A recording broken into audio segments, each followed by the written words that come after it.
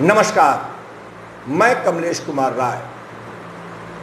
प्रदेश सरकार की साख पर बट्टा आखिर विद्युत विभाग के चलते क्यों निरंतर लग रहा है, यह एक बड़ा सवाल है। योगी सरकार की घोषणा के बावजूद उनके भ्रष्टाचार पर जीरो टॉलरेंस की नीति को सफलतापूर्वक आखिर में वह कौन सी वजह है कि विद्युत प्रबंधन उस पर अमल कर पाने में असफल दिख रहा है। कुल मिलाकर विद्युत विभाग में भ्रष्टाचार, अनियमितता, उपभोक्ताओं पर शोषण, कर्मचारियों का उत्पीड़न, ये ऐसे तमाम बिंदु हैं, तमाम ऐसे सवाल हैं जिसको हर कोई इससे निजात पाने की इच्छा रखता है। पूर्वांचल विद्युत निगम लिमिटेड के प्रबंध निदेशक एक आईएएस अधिकारी हैं। के बालाजी प्रबंध निदेशक के पद पर कार्य ग्रहण करने के पूर्व जिलाधिकारी रह चुके हैं। इन्हें आईपीसी धाराएं क्या हैं, उस पर किस तरीके से काम करने की जरूरत है, अनियमितताओं, भ्रष्टाचार और शोषण से कैसे निपटना चाहिए, इससे यह भली भांति वाकिफ है। पूर्वांचल विद्युत वितरण कंपनी वर्तमान में बिकने की स्थितियों की सुर्खियां बटोर रहा है।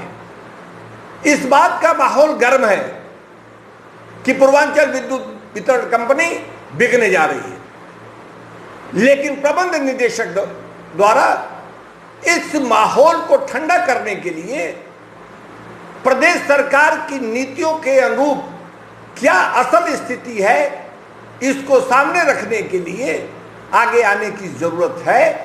उपभोक्ता मंच द्वारा भी अनुरोध किया गया था कि प्रबंध निदेशक को आगे आकर आम आदमी को इस सच्चाई से वाकिफ कराने की जरूरत है कि आखिर में विद्युत वितरण कंपनी को पूर्वांचल की जो बिकने की हवा बनाई जा रही है, उसकी असल स्थिति क्या है। पिछले दिनों वाराणसी के एक अधिशासी अभियंता के विरुद्ध जो उनका एक ऑडियो टेप सोशल मीडिया पर चल रहा था, उपभोक्ता मंच को भी मिला, प्रबंध निदेशक को भी उस ऑडियो को लोगों के द्वारा भेजा गया। ऑडियो के प्राप्त होने के बाद प्रबंध निदेशक द्वारा ऑडियो की सच्चाई जानने के लिए, ऑडियो में भ्रष्टाचार और अनियमितता, चोरी की जो चीजें दिखाई जा रही हैं, जो कही जा रही हैं, उसकी सच्चाई से रूबरू होने के लिए एक जांच कमेटी का गठन किया गया।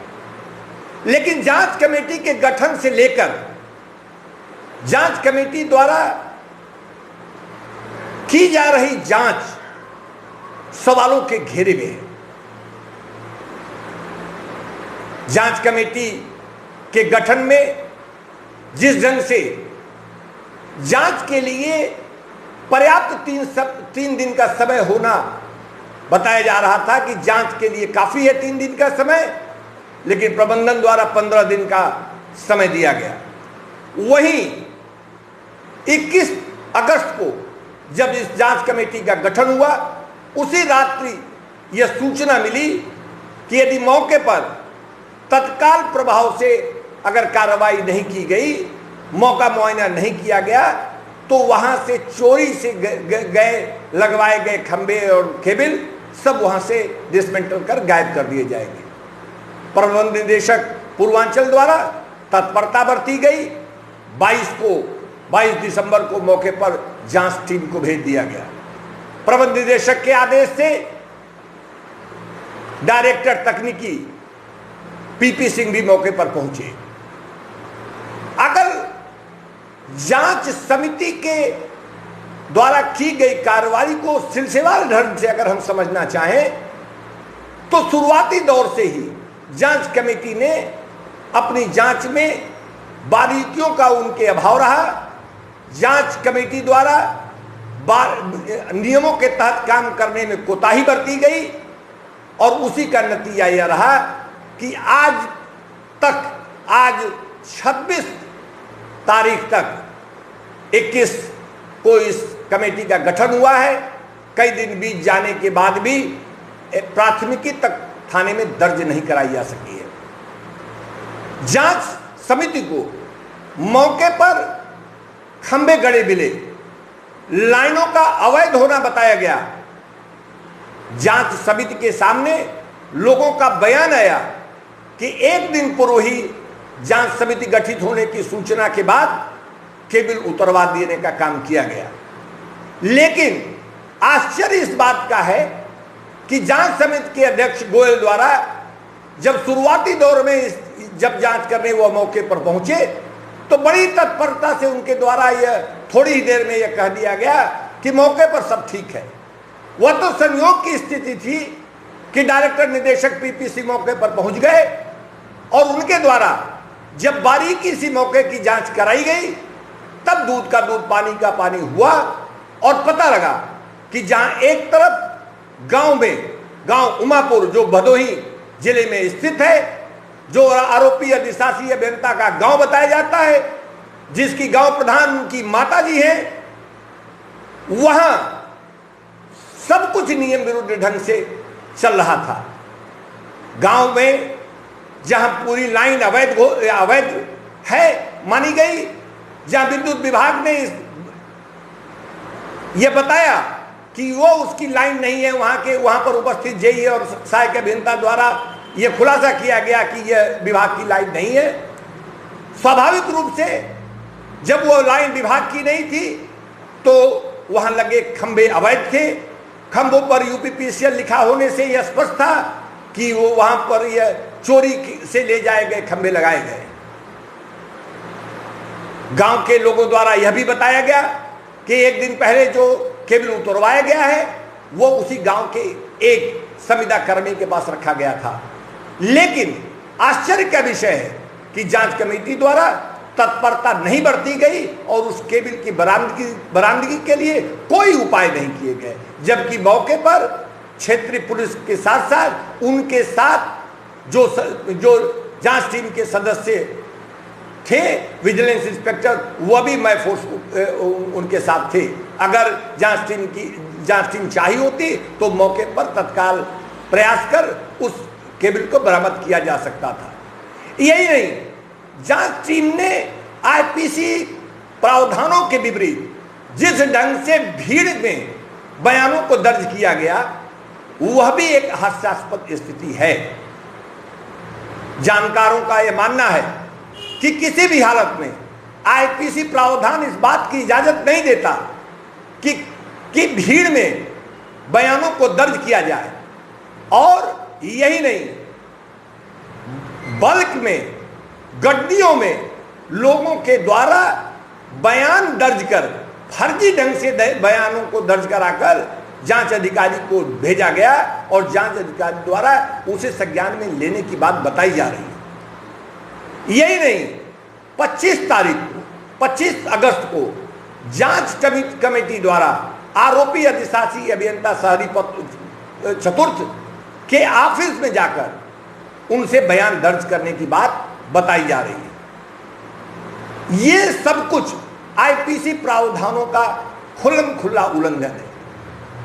आईपीसी प्रावधानों में स्पष्ट रूप से जिस भी व्यक्ति को से बयान लिया जाता है उसे जांच अधिकारी अपने कार्यालय में बुलाकर उनसे बयान लेने का काम करते हैं।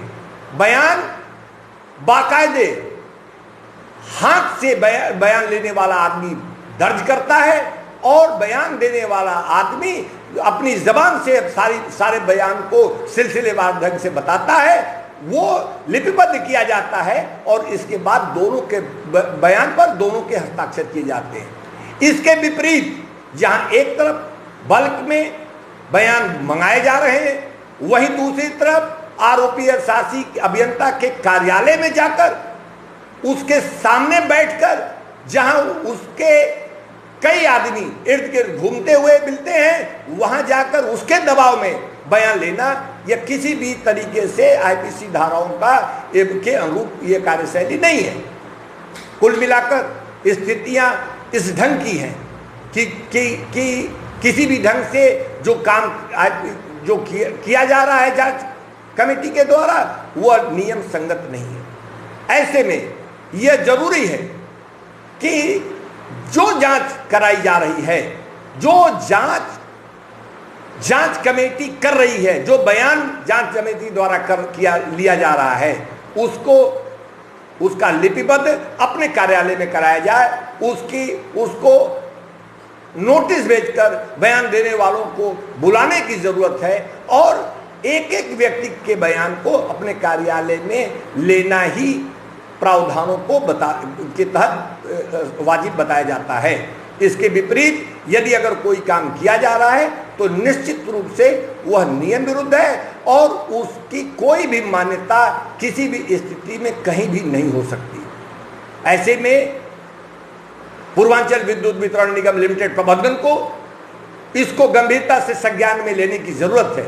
इस तरीके की जो अनियमितताएं हो रही हैं, इस तरीके से जो बयान दर्ज किए जा रहे हैं, इस तरीके से जो जांच की कार्रवाई चल रही है, वह किसी भी हालत में उचित नहीं है।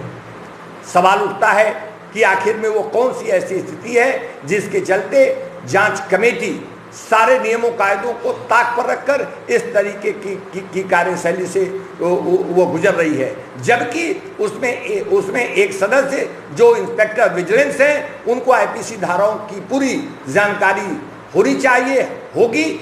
इसके बावजूद इस तरीके की जो कार्य किए जा रहे हैं वह किसी भी ढंग से जांच को गलत दिशा में ले जाने के लिए पर्याप्त हैं। ऐसे में प्रबंधन को इस पर को गंभीरता से लेने की जरूरत है। जो भी जांच कराई जा रही है वह कम से कम समय में उसको कराई जाए, नियम संगत ढंग से कराई जाए और दोषियों के विरुद्ध सख्त से सख्त कार्रवाई करने की जरूरत है। यही योगी सरकार की भ्रष्टाचार पर जीरो टॉलरेंस की नीति है। उपभोक्ता मंच के लिए आज बस इतना।